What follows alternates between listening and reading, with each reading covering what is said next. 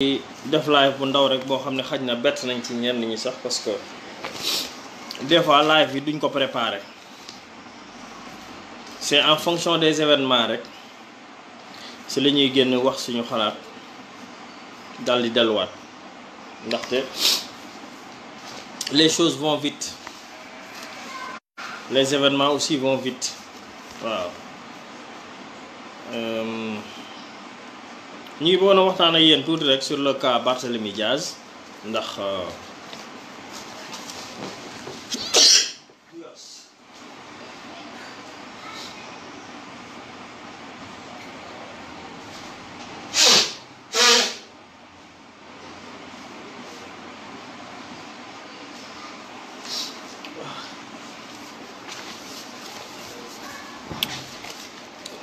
waaw ñoo ngi jégalu de waaw ñoo ngi jégalu ñu xawoon a waaw ñi ngi bëggoon a waxtaan ak yéen ci cas Barthélémy Diaz ndax sorteem yi bari na waxam yi bari na te wax yi tamit il faut que muy am day laaj éclaircissement ndaxte Barthélémy Diaz du moom mooy l'enfant prodige du Sénégal ba saa bu ko neexee mu génn wax lu ko neex te kenn du ko répliquer loolu mënul nekk. ñoo ngi nuyu Ibrahima Mamadou Tall El Hadj Ndiaga Ndiaye Ibou Dieye ñu ngi leen di bëgg bu baax. Barthélémy Diaz du l'enfant prodige du Sénégal ba saa bu ko neexee mu génn wax lu ko neex demaat yoonam toog. il faut que tey nag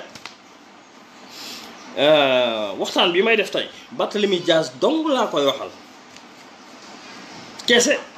parce que il faut qu'on arrête parce que nag mënuñu continuer nekk ci dëkk bi bàyyi Barthélémy Diaz muy wax lu ko neex saa su ko neexee. am na audience télévision siiw na bu ko neexee dem 7TV bu ko neexee dem Sen TV bu ko neexee dem Walfadjri wax lu ko neex quoi. gaañi daal su fekkente ne bi yow da ngaa jóg pour wax lu la neex rek boo demee ci télévision boo dem ñu dekk la seen micro nga wax lu la neex. seetaan naa ko démb 7TV mu ne ñi nga xam ne dañuy laaj statut de chef de l'opposition c'est des opportunistes.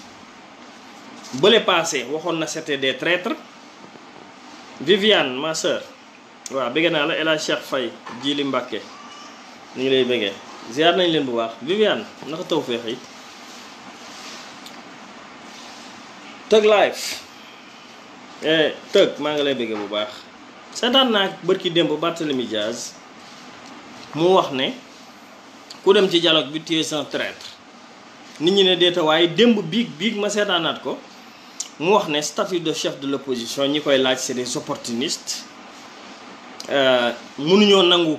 mënu leen a wax ne Macky Sall gañewul élection yi reconnaître lu leen ko ba pare di jël statut chef de l'opposition. mu am aussi ay journalistes yoo xam ne dañuy dem ci dynamique moobu mu mel ni dafa am benn nouveau slogan boo xam ne dañ koo lancé pour ne daal am nañ njort ci ne am nañ njort xalaat kan lañ war a jox statut chef de l'opposition ñu ne nañ ci xëpp suuf nañ ko soxore nañ ko iñaane. mais avant may wax loolu dama bëgg rectifier Barthélémy Diaz li mu wax ci Jeanne d'Arc du dëgg. Barthélémy Diaz li nga wax ci Jeanne d'Arc du dëgg. déglu naa ko 7TV demaat leen ngeen déglu ko wax na ne taxi yi règlement bi dafa wax ne règlement bi dafa wax ne institution yi am nañ sañ-sañu ci seen autonomie bopp gérer seeni école privée nu mu leen neexee. waaw mais am na leneen lu ci gàllu sous réserve de l'ordre public. ñun jàng nañ tamit dégg nañ tubaab Barthélémy Diaz gënoo yeewu kenn mënuloo justifier li xew Jeanne d'Arc c'est impossible. ay affaire réew mi buñ ko kii ak yooyu kenn non li mu Barthélémy Diaz wax laa wax 7TV c'est pas vrai waxu dëgg Barthélémy Dias waxoo dëgg, tu n'as pas raison. Parce que da ngaa omettre texte bi li mu wax. Texte bi li mu wax dafa wax ne institution privée yi yi ak les entités religieuses am nañ droit organiser aussi nit ñuy doxalee seen mbir en toute autonomie, mais sous réserve de l'ordre public. loolu lañ ci dolli, sous réserve de l'ordre public. moom moo jiitu sax les institutions religieuses ou institutions privées sous réserve de l'ordre public peuvent s'organiser, peuvent nangam sangam en toute autonomie. Mais lu tax nga tëb sous réserve de l'ordre public? Sous réserve de l'ordre public signifie lépp loo mënti def en toute autonomie tamit na nekk en phase avec les lois et règlements du pays. C'est ça. Il faut dire la vérité telle quelle. Mais il faut pas que ngay fen. Li nga wax ay fen la Barthélémy Dias. Li mu wax fen la. Bëgg justifier institution d'arc nan da ngay wone sa colère noire. Oui. Maxime, il ment clairement. Il a menti. Loolu moo lay wane c'est une personne de mauvaise foi. Du nit wax ko dëgg en fait. Li texte yi wax liiral texte bi lépp li mu wax ñun dégg nañ français. Mais mu wax ndaw si nekk 7TV mu ne ko liiral à partir de les institutions. Ndaw si lire à partir de les institutions bu ko defee day mel ni texte bi dafa wax ne les institutions peuvent se réunir, peuvent s'organiser en toute autonomie. Seulement te du dëgg, c'est pas vrai. Dañu wax ne sous réserve de l'ordre public les institutions peuvent s'organiser nangam sangam en toute autonomie. Kon cela veut dire que ni institution privée wala institution religieuse wala école publique française wala une institution française catholique bu mu mënti doon, lois et règlements ya ngay def sa règlement intérieur dafa war a adapté wu ak les lois et règlements du pays d'hôte. C'est ça la réalité. Faut pas mentir, Barthélémy Dias li nga wax du dëgg. Wala laa bëggoon tàmbalee parce que il faut gaañ ñu dindi mitu gaañ yi génn ci télé bi. Il faut ngeen di xam ñiy génn ci télé bi ñu mu doon. Il faut ngeen xam ne ay nit lañ, am na ci ñoo xam ne c'est des manipulateurs. C'est des purs manipulateurs. C'est des menteurs, c'est des manipulateurs. Yow nag mit bi nga ciy am mooy kee de mooy Barthélémy Dias ci télé bi rek laa ko gis, daan naa ko gis mu yor fetal di dóor day bandiloo. Bu ko defee yow population benn bi jeunesse bi surtout dañuy complexé. Man nag waxuma la Barthélémy Dias waaye président feesul sama bët. Kon li ngay wax day doon dëgg, li ngay wax du dëgg ñu ne la da ngay kàcc, li ngay wax c'est pas vrai. Barthélémy Dias dafa kàcc carrément, kàcc yu leer. Texte yi waxul loolu. Pourquoi li texte yi wax nga am loo ci dagg génne lenn li? May wax nag nga naan ngay jéem a insinuer ay chefs religieux yi dañ say morom. duñ sa morom duñ sa mappandoo. Chefs religieux yi ci Sénégal nga bañ ko mu neex la mu naqari la murid yeeg tijaan yeeg xaadir yeeg laayeen yeeg nangam ñoom ñooy Sénégal. Soo ko bañee yaa xam sa affaire la mais mënoo ci dara. dégg naa Ibrahima Sène di am lu muy wax xalif général des Tidianes. C'est des gens yoo xam ne dañoo xamadi. C'est des gens yoo xam ne toujours c'est des colonisés. C'est des gens yoo xam ne tubaab bi moo na ci seen bopp ba tey. ba tax ñuy jéem a wax di dendale ay wax kilifa diine yooyu. Sëñ Mbaye Sy Mansour ci rôle am la nekk. Jeanne d'Arc su respecté wut Sénégal dañ koy tëj comme ni ñu tëjee yeneen écoles yi. Bitim réew benn institution privée du fa dem di imposer benn loi naan suñu règlement intérieur la lu ñu neex def. Kon daal yow tu peux être une école privée, tu fais ce que tu veux au Sénégal te kenn war la wax dara parce que école privée nga. Mais loolu mooy ban loi ban réew ban loi boobu ci ban bopp la xaj su fekkonte ne bi bind nañu rek ne képp ku am sa école privée lu la neex la ngay def ca biir yoonu réew moom a nekku ca kenn du ko lijjanti. loolu mooy la Barthélémy Dias c'est un vrai manipulateur, un pur menteur. Manqué na de respect nag ñu bari. Khalifa Sall mi patron manqué na ko de respect ndax wax na ko ne ko c'est un traître. Manqué na de respect ñeneen gis dégg naa ko sax muy justifier naan non tudduma Idrissa Seck bu fekkee da ngaa insinuer ay mbir te tuddloo ko aussi li ngay dendale bu fekkee électorat sonkiste ngay wut demal nga bokk Sonko. Barthélémy Dias li muy def il faut lui dire les choses telles quelles.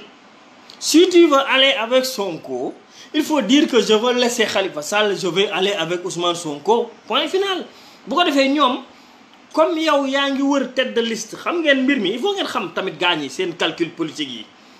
il faut ma leeral leen tuuti tey dinaa xuus ci mbir yi parce que il faut ma leeral leen dafa am ay calcul politique yu ñuy def. Khalifa Sall dootul doon candidat mairie de Dakar Barthélémy Dias nekkut ci parti jamono jii dàq nañ leen parti socialiste yorul mouvement yorul parti ñoom ñi.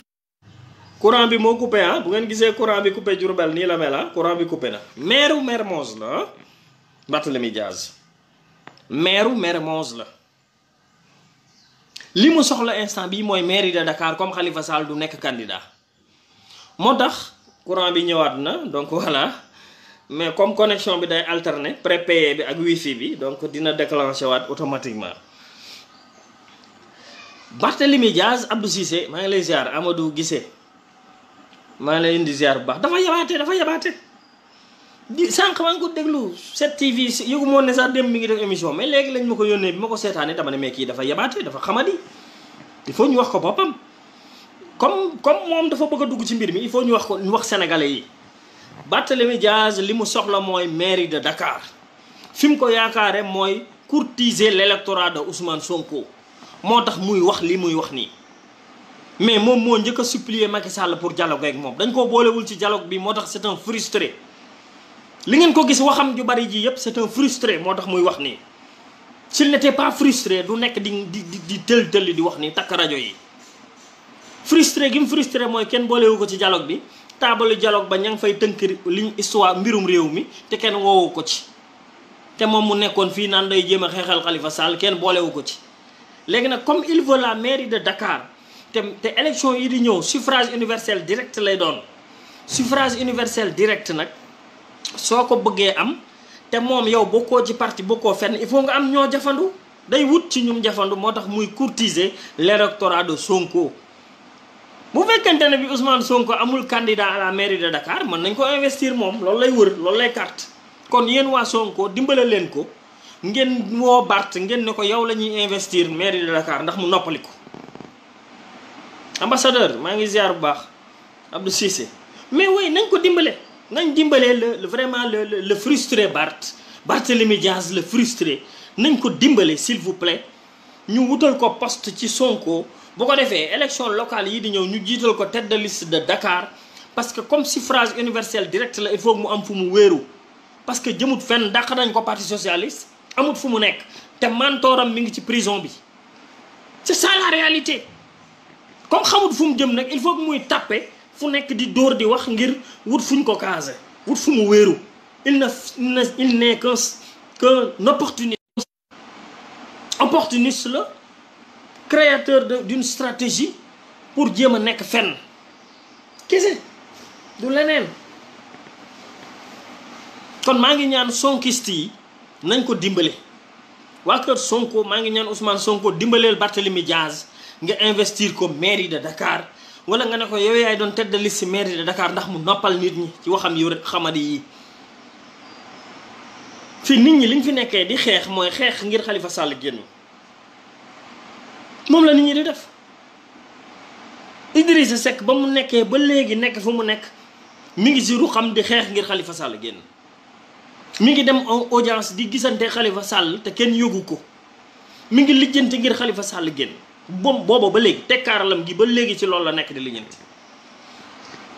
Barthélémy Dias moom saa bu xëyee rek dóor wax lu ko neex ñi dem ci dialogue bi ay traître lañu ah chef de statut de l'opposition ku ko jël tu es un opportuniste di saaga nit ñi di xas nit ñi alors que yow yaay opportuniste numéro 1 opportuniste numéro 1 mooy ngay courtiser électorat wu Sonko te leer na ñëpp leer na nit ñi ne Barthélémy Dias électorat wu Ousmane Sonko dong la soxlawul Ousmane Sonko de son électorat la soxla ngir ñu jiital ko pour mu nekk candidat à la mairie de Dakar mais il faut le dire boo soxlaa loolu waxal loolu mais bul basé ci loolu di saaga nit ñi di xas nit ñi parce que gënoo fi nit ñi ëppoo njariñ ci nit ñi fii Sénégal ñëpp a fi nekk am njariñ kenn ku ci nekk am na looy jariñ réew mi maa ngi leen di ziare ñëpp parce que tey il faut ma xuus ci moom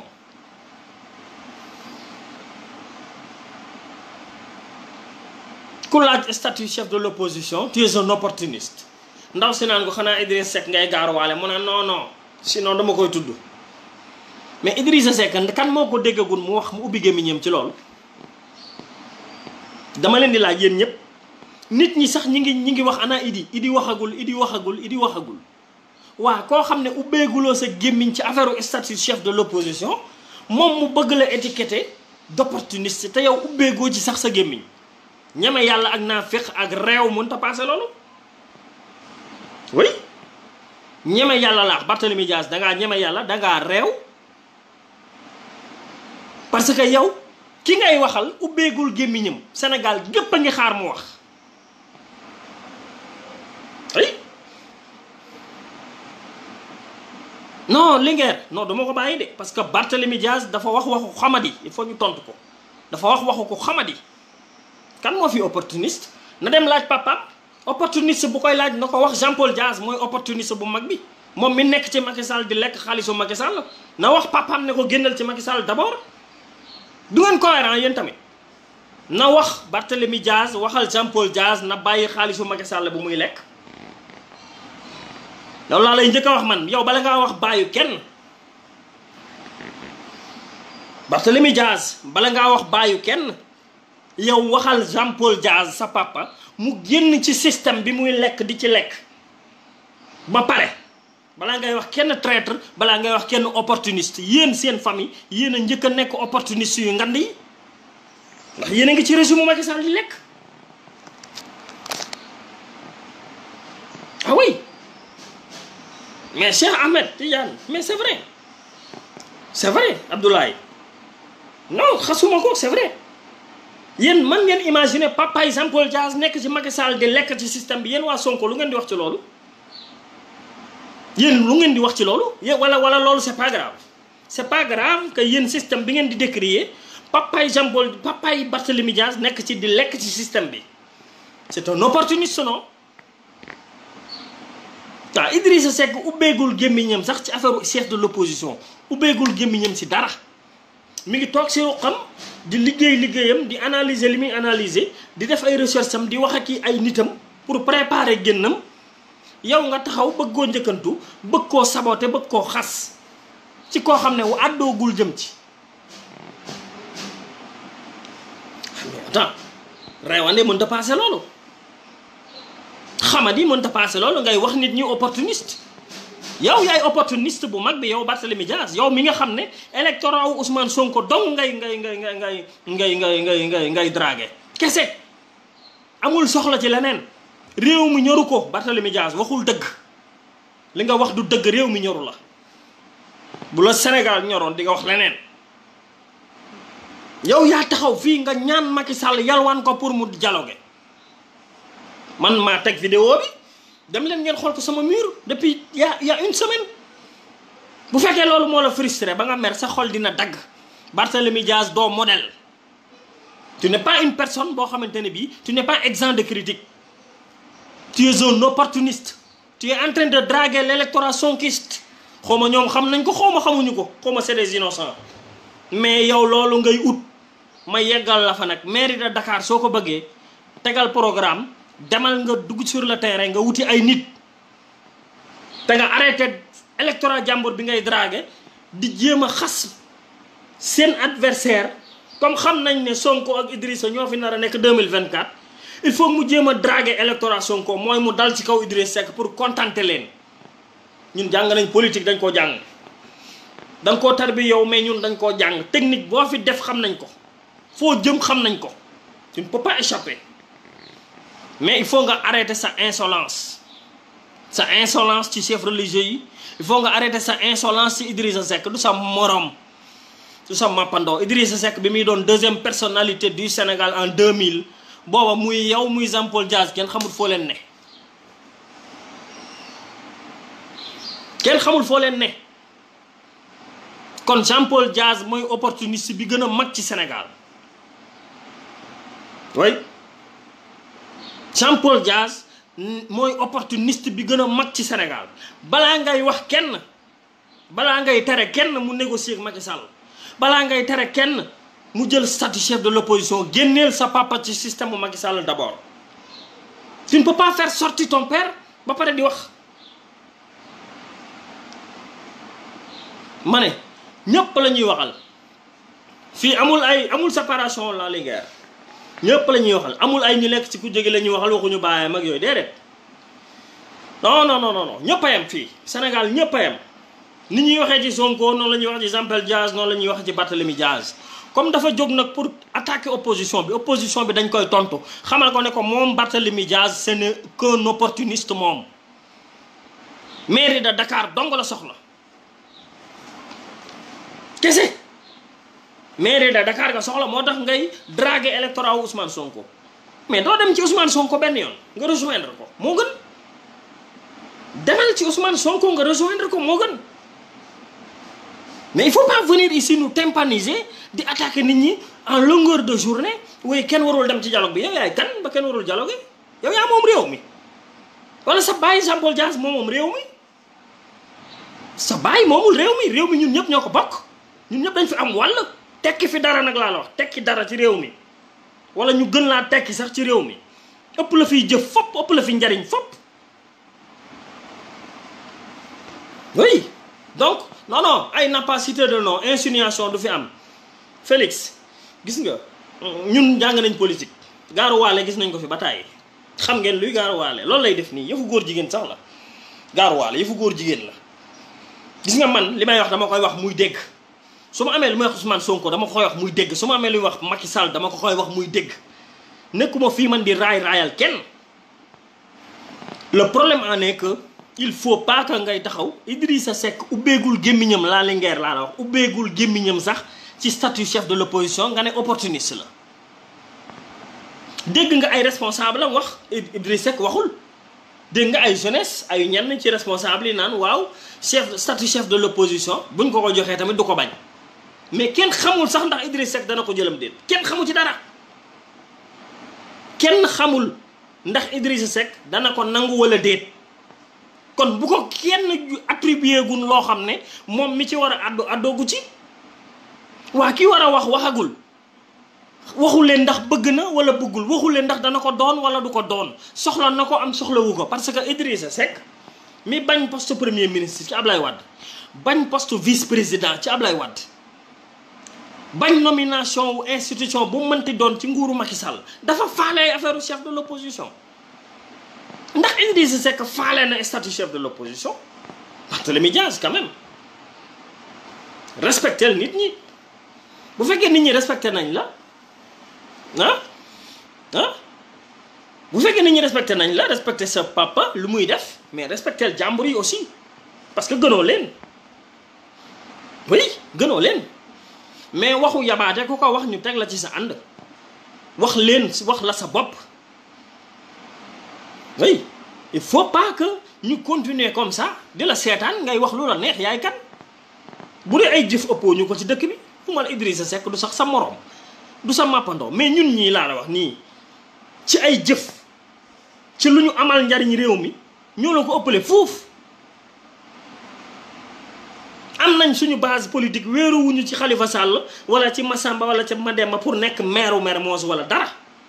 li ñuy tekki fii ci politique ci suñu réew ci suñu gox fii ci Diourbel nous sommes fiers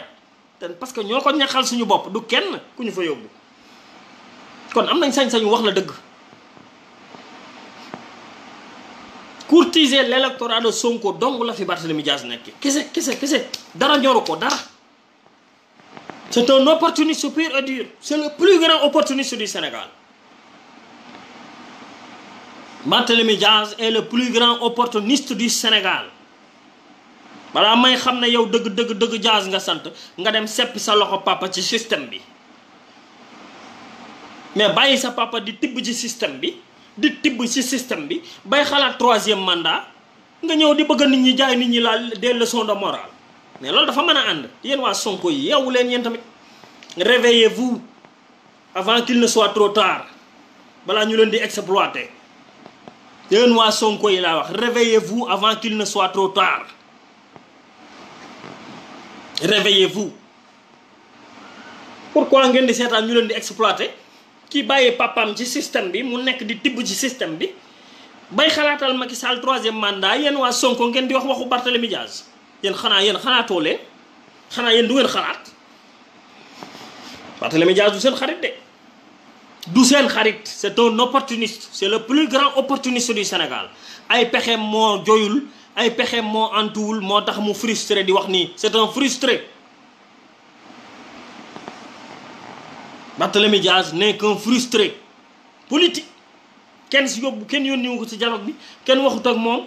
amul benn parti bu mu bokk dàq nañ ko parti socialiste amul fu mu wéeru moo tax ku il tire sur tout ce qui bouge il n'a pas de respect il tire sur tout ce qui bouge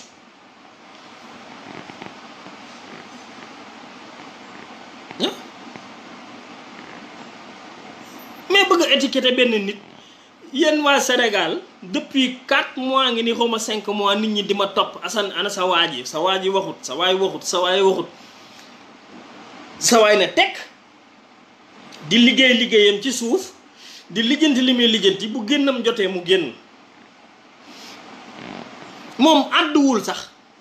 man li ma gën a metti ci mbiri mooy kenn déggagul Idrissa Seck wax ne damaa bëgg wala damaa bañ kenn déggagul mu wax ko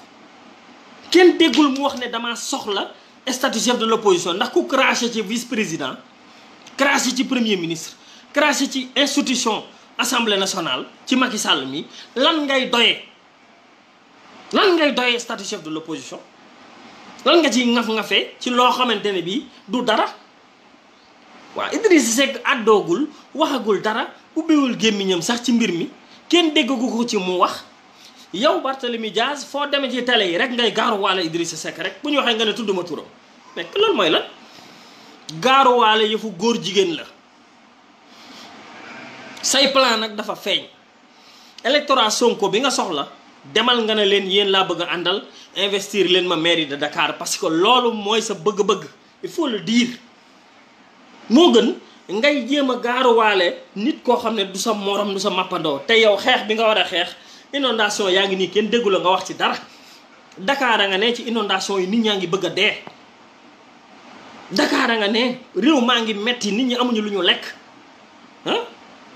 nit ñi ñu ngi souffrir waxoo dara ci souffrance yi bés bu seet léegi daal ligne éditoriale u Barthélémy Dias comme c'est un journaliste maintenant politique c'est un journaliste politique ah ligne éditoriale am mooy sax bu xëyee daal naw a gaaruwaale Idrissa Seck mais pourquoi ça pourquoi ça may wax nag ñuy inventé xam nga li gën a bon ci Sénégal mooy nga nekk un acteur politique bu siiw ba pare di kàcc Barthélémy Dias ak Mamadou Lamine Diallo ñoo indi fen yi yépp statut chef de l'opposition kenn waxagul ay waxam xamaguñ lu muy doon xamaguñ sax budget bi ñaata la ñuy wër naan 2 milliards pour jéem a nëxal xelu nit ñi di fen mag du fen mag du kàcc ay ambassadeur mag du fen mag bu bëggee mag bu amee sutura moo ko may boppam mënuloo taxaw yow waxaguñ ci waxu affaire chef de l'opposition dialogue bi ña cay wax war a waxtaanee guñ ko sax yow nga sulli ko xam ngeen lan la soxor c'est de la rancœur xalaat nga ne kat d'après mbir yi mën naa am affaire bi mu dem ci Idrissa Seck mais Idrissa Seck soxlawu ko sax waxul sax wax a jëm ci loolu waxu ci sax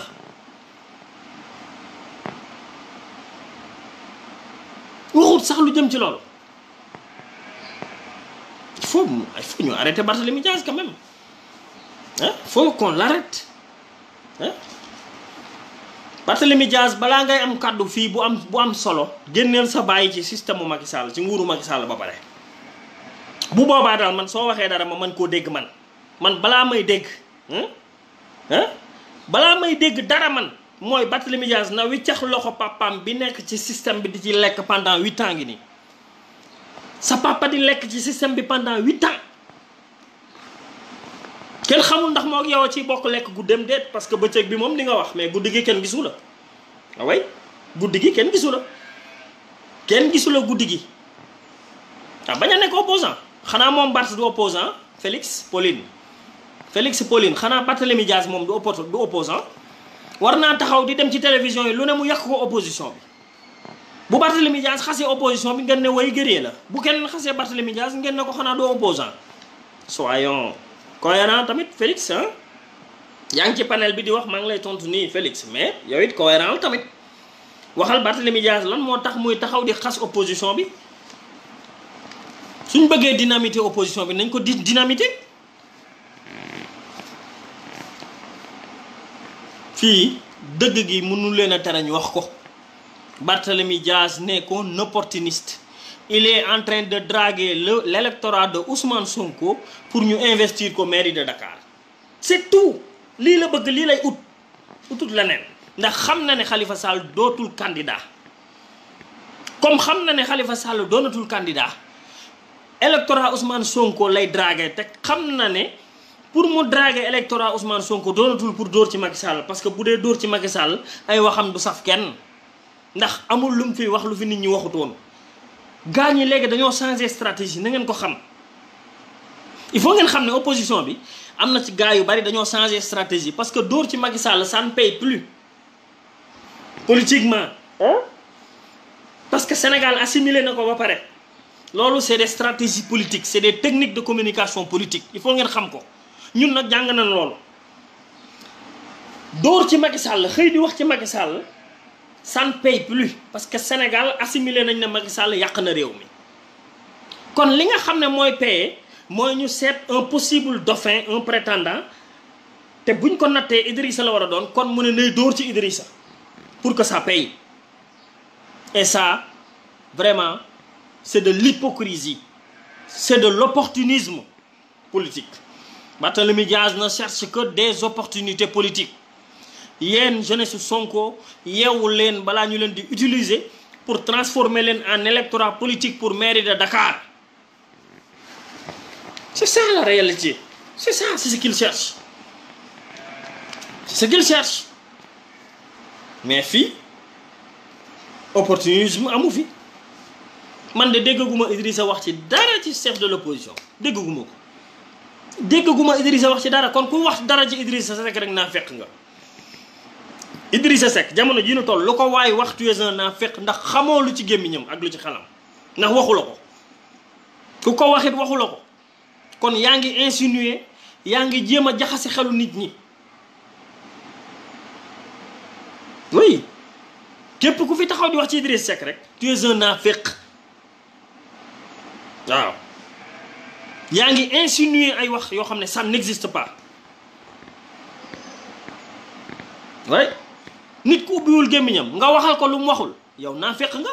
kàcckat nga da ngay kàcc nit ku ubbiwul gémmiñam nga taxaw dëkkal ko fu mu dëkkul daan ne waaw dafa soxla statut chef de l'opposition te moom waxu la ko yow naafeq nga c'est ça il faut arrêter Barthélémy Dias soo soxlaa électorat wu Ousmane Sonko demal nga courtiser leen ci beneen point wala nga dem ci Ousmane Sonko nga rallier ci moom parce que amoo foo jëm dàq nañ la parti socialiste bokkoo ci benn parti kon bul taxaw di gaaruwaale jàmbur yi fi say doom nekkuñu fi balaa ngay wax kenn ci système bi balaa ngay xas kenn génneel sa papa ba pare génneel Jean-Paul Dias ca Macky Sall balaa ngay yedd kenn yow Barthélémy Dias balaa say wax di saf kenn seppil sa loxo papa ci ndabul système bi muy lekke pendant 8 ans ba taxaw naan nañ jox Macky Sall 3e mandat dégg ngeen ne ba Jean-Paul Dias nee na nañ jox Macky Sall 3e mandat Jean-Paul Dias ne baayam nee na nañ jox Macky Sall 3e mandat kon daal dafa bëgg moom mu nekk ci biti di dóor ci opposition bi léegi orienté na stratégie politique bi il faut mu dóor ci Idrissa pour jéem a néewal doole pour guddi kenn xamul luñ koy jox lu mu doon c'est ça yéen électorat Ousmane Sonko dama leen di wax seen frère daf leen di wax je ne suis pas de Ousmane Sonko mais je vous préviens bu leen ne nag waxuma leen ko woon Barthélémy Dias c'est un opportuniste c'est le plus grand opportuniste du Sénégal te yéen électorat Ousmane Sonko su fekkee bëgg ngeen a cohérent di ngeen tege ne Barthélémy Dias parce que il n'est pas cohérent sur ce qu'il dit ni sur ce qu'il fait. Le premier exemple qu'il devait montrer c'est d'enlever la main de son père dans le système de Macky Sall. Première chose. La deuxième chose mooy mu wuti parti bu mu bokk. La troisième chose mooy mu wax lu leer ne man dama bëgg a nekk mairie de Dakar jiite ko yéen waa Sonko ñëw leen jàppale ma wala maa ngi seey naa ci Ousmane Sonko mu leer kenn du la wax dara mais dog doo taxaw di xas jàmbur Idrissa Seck defu la dara waxut ak yow tontuwu la laajagu la waxu la dara te du la tontu xam naa ne ba ilaa yawmi diini du ngeen dégg Idrissa Seck di tontu Barthélémy Dias parce que du moroomam du mappandoom ba di koy tontu mais nag foo toll dem ci télé bi takk rajo yi takk télé yi di xas Idrissa Seck di ko gaaruwaale bu ñu waxee nga naan tudduma tuuram loolu yëpp c'est de le mentionner indirectement loolu yëpp communication la le fait que mu wax tudduma tuuram rek nit ñi xalaat nañ ne moom lay wax loolu la ci bëgg moom il faut ngeen di xam gaa ñi nit ñuy politique le fait que mu wax ba pare nit ñi ne ah sa waay Idi lay wax mu ne non non waxuma Idi sama grand la wax na li muy wax ba pare message bi dugal na ko ci bopp nit ñi ba pare loolu c'est de l'hypocrisie intellectuelle te xam nañ ko aussi dafa yaakaar ne moo gën a yeewu nit ñi PS la doon ut dàq nañ ko PS amul fu mu jëm donc il faut qu'il arrête hein soo arrêté wul nag ñu continuer xamalaat waa Sénégal quels sont réellement les objectifs de Barthélémy Dias waaw loolu rekk la ñu ngi leen di nuyu yéen ñëpp di leen siyaara dañ ko seetaan 7TV bëggoon ko wax rek mu xam ne nit ñi xam nañ ko moom it xam nañ exactement li nga xamante ne bii moom lañ bëgg ci réew mi di wax aussi ne Iba Der Thiam wax naa ko démb gis naa ay jeunes yu koy saaga ñu xamadi ay jeunes mara yu xamadi ay jeunes di ko saaga ci un vieux boo xam ne rey na boppam gëstul Sénégal pendant 5 ans juum na ci benn phrase nañu rectifier phrase bi point Iba Der Thiam juum na ci benn phrase ci livre bi nañu rectifier phrase bi point waaw mais jarul ay xale yu ndaw yu xamadi di ko saaga Iba Der Thiam li mu jëfal Sénégal ñun xamuñu suñu histoire xamuñu suñuy maam xamuñu fu ñu jógee xamuñu lan moo xewoon avant colonisation ay mag yi jëm nekk pendant 5 ans gëstu ci loolu kon nañ leen jox tuuti respect ñu leen di saaga juum nañ ci benn phrase nañu rectifier phrase bi ñu am au moins ay livres yoo xam ne ku ko lire di nga xam ne ñun suñuy maam ak suñu histoire nii la deme woon Assane Diagne ñu ngi lay ziar di la bëggee Thomas Habib mon frère ça va bien Toulaye bëggee naa la Aliou Sonko ça va bien merci mais oui Habib dafa ma naqari démb ma gis ay xale di saaga Iba Der Thiam te au moins il a fait quelque chose dans ce pays bindal nañu sax ñun ci suñu histoire boo xam ne ñun xamuñu ko woon ñun xamuñu dara ñun on nous a fait un lavage de cerveau ñun li xew indépendance ba léegi rek moom lañ xam pas Iba Der Thiam góorgóorlu pendant 5 ans rey boppam ba génneel ñu ay livres pour xamal ñu lan moo xewoon ci suñu histoire waa juum na ci ay phrase ci ay entre ba maam Abdoulaye Niass ak njegéen nag yooyu ak maam Alaaji Malick juum na ci phrase yooyu nañu rectifier phrase yi rek mais jarul ñu koy xas di ko saaga jarul ñu koy xas di ko saaga du seen morom nga gis ay jeune mara taxaw di funki di fuuylu di saaga magam jëm te kum ci doonoon sa baay doo ko saaga kum ci doonoon sa baay rek doo ko saaga kon bàyyi leen Iba Der Thiam mi ngeen di saaga du seen morom magam jëmm la mënoon naa jël retraite dem tëddi defu ko mu toog di gëstul Sénégal pendant 5 ans ba bindal ñu livre pour ñun ñu retrouver wu parce que ñun ñoo xar yeeg mbaam yeeg bëy ñooyam xamuñu fu ñu jógee xamuñu ko woon de xamuñu ci dara kenn mënu la ci wax dara sëriñ yooyu di ko saaga sax xamuñu fu ñu jógee ah ñun kon xamuñu fu ñu jógee ay nit investir yu jóge 5 ans jóg 5 ans di xeex di gëstu ba mën ñoo defalaat tuuti trace ci suñu histoire mais nit ñooñu jóg di ñu defalaat tuuti trace ci suñu histoire nañ leen respecté nañ leen wormaal nañ leen sant nañ leen gërëm nañ leen jox croix chevalier de l'ordre du mérite mérité nañ chevalier de l'ordre du mérite yooyu ñuy takkal gars yi ci palais bi ñoom Iba Der Thiam ñooñu mérité nañ ko ndax décarcassé nañu pendant 5 ans ngir wax ñu ñun suñu histoire mooy lan sur une seule phrase buñ juum nag nañ leen ko jéggal te rectifier ko ñu avancer mais ils ont fait un travail exceptionnel je félicite Iba Der Thiam je l'encourage je lui rends hommage avec ses associés de nous avoir permis de savoir un tout petit peu sur notre histoire parce que xamuñ ci woon dara xamuñ ci woon dara waaw xamuñ ci woon dara man nag duma nangu ay xale yu tekkiwul dara di réclamer wu naan ay doomi sëriñ lañ fii ñëpp ay sëriñ lañ man su ma neexoon tey ma dund sëriñ gi may dund gi samay maam nekk ëpp leen ma wilaaya ñii di yuuxu fii Iba Der Thiam ëpp ñu ma wilaaya laa man samay maam bu ma neexee ma bajantu defuma ko parce que taalibe laa bëgg a doon man gëwuma ay ñoddi wilaaya mais sama maam faalewu ci maam yi kenn kuy yewoo fii ci réew mi ak tarixa boo mën a bokk faalewu la mais da ngeen maa gis ma di ko wone wala ma di ko doxe déedéet mais da ngay gis ko ndaw jóge fële parce que Iba Der Thiam juum na lu mu bind ci sa maam rek nga di ko saaga xamadi ah Sénégal lu neex waay wax il faut ñu arrêter leen loolu rek laa doon wax yéen ñi doog a ñëw loolu moom fi indi woon Barthélémy Dias moom laa xëy doon ko leeral tuuti di ko telloowaat ci àndam parce que dafa xamadi nekk opportuniste papam nekk opportuniste nekk une famille d'opportunistes di lekk ci système bi ba pare bu ñu génnee ci mbedd mi taxaw di xas système bi institut Jeanne d'Arc mu truqué les textes taxaw 7TV démb wax lu dul dëgg waaw naan une institut privé oui mën nañu textes yi nee na mën nañ def seen mbir de manière autonome mais mën nañ def seen mbir de manière autonome sous réserve d'être cohérent et d'appliquer les lois et règlements du pays d'hôte loolu mooy dëgg kàcc yooyu la kàcc démb ci 7TV ñu doon ko rek wax statut chef de l'opposition mu naan ñi ko soxla c'est des opportunistes comme ñu ngi ciy insinuer Idrissa Seck muy gaaruwaale ay wax ba noppi naan tudduma ko Idrissa Seck ku bañ vice président bañ premier ministre bañ président assemblée nationale boobaak léegi ubbi woo sa gémmiñ nga wax kenn xamagul loo ci bëgg yow loo ci wax ak loo ci waxul yow nga bëgg koo féetale fenn naan ay 2 milliards lañ koy jox ak nangam ci loo xam ne kenn waxagu ko inventé seeni chiffres inventé seeni xalaat ñëw teg ko di tympaniser nit ñi bëgg a dugal lool ci xelu nit ñi loolu jikko mesquin la jikko nit ñu bon lañ waaw jikko mesquin la jikko nit ku bon la man nag loolu fu ma ko gisee dinaa taxaw ma dénoncer ko parce que nag du ci njàng du ci juddu du xam-xam du ay jëf du teraanga du lenn lu ma ñeewe man kenn képp ku yeewoo ci Sénégal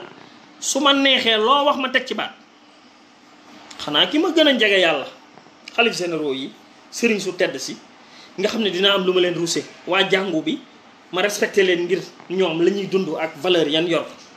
ñooñu de mën naa leen a rus mais bu dul loolu keneen ku yeewoo Sénégal loo wax su ma neexee teg ci baat du juddu du jàng du teraanga du dara loo ma ëppalee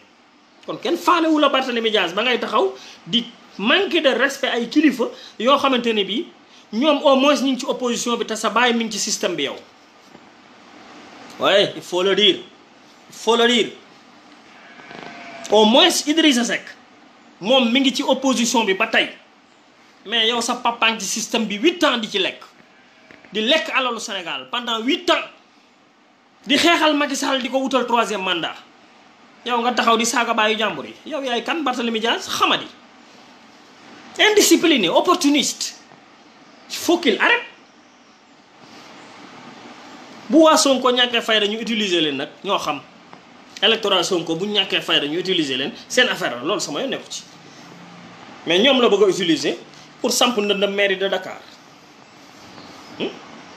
doo dëggal sa bopp nga gëm sa bopp nga laaj li ngay laaj dëggalal sa bopp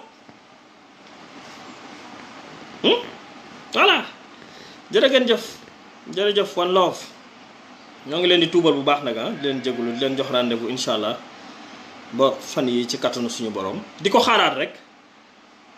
rek Barthélémy Dias lu mu wax rek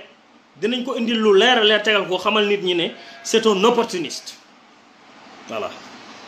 jërëjëf ñu ngi leen di nuyu yéen ñëpp di leen souhaiter ngoonu jàmm ak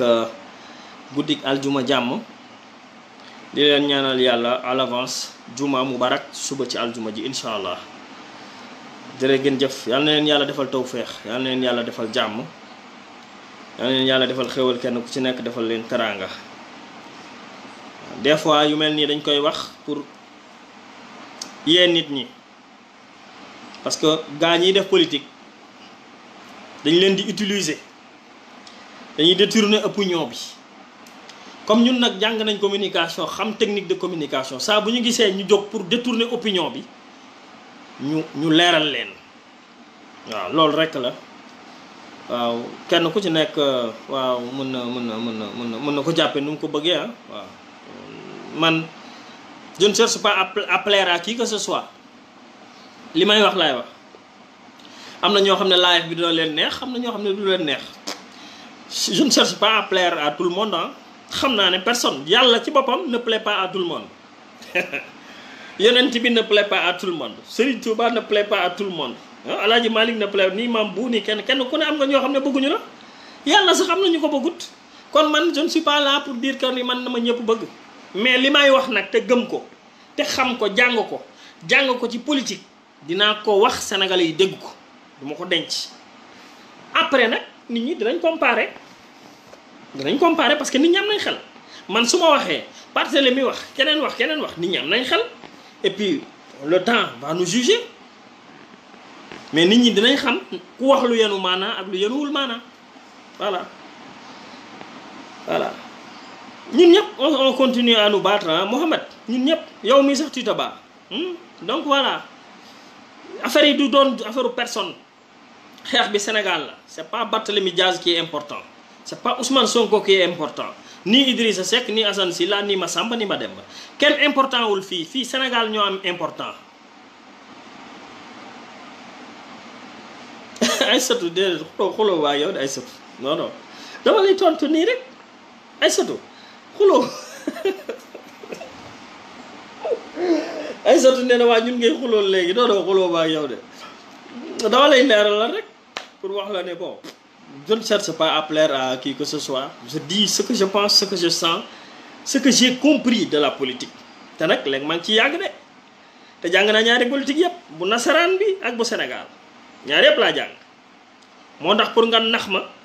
du ma ne Messi laa de mais kokorooj laa ci de du ma Messi de du ma Lionel Messi nag ci politique mais nag kokorooj laa ci am naa ci lu ma xam de am naa ci lu ma xam ca tubaab ya am naa ci lu ma xam ci biir réew mi moo tax pour nga nax ma day jafe jërëjëf